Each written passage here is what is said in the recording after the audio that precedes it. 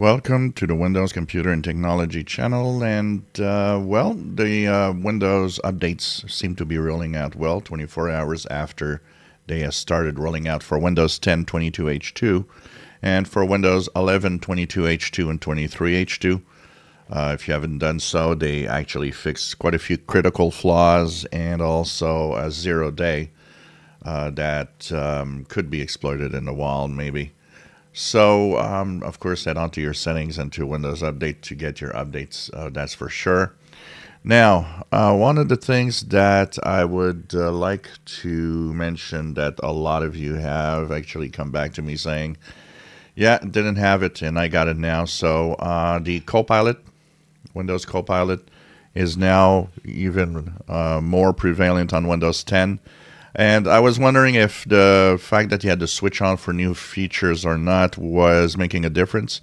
And a lot of you have come back to me saying, look, my switch to have new features is off. I don't want to have the latest features. And Copilot appeared after the Patch Tuesday updates for Windows 10. So it seems that it's there, it's rolling out, and that more and more Windows 10 users are getting the Copilot now. It could be also a market thing depending on where you live. So, yep, Copilot's there and getting more and more Windows 10 machines on.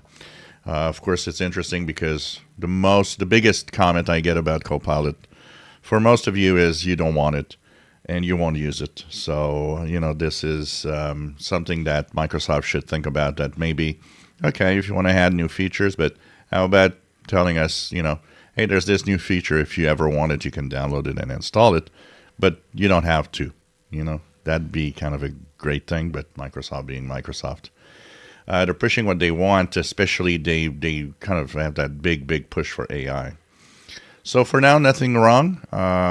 For a lot of people, I've noticed that because I found the updates to install quite quickly, and it seems that for most of you, the updates I've installed very quickly also.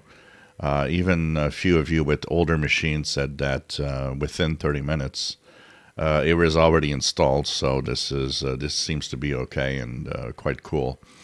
On my Windows 11 unsupported machine, it took about, it's a 10-year-old machine, it took about 45 minutes, which isn't bad actually for a 10-year-old PC that has a magnetic hard drive. Pretty good install phase and speed, basically 45 minutes.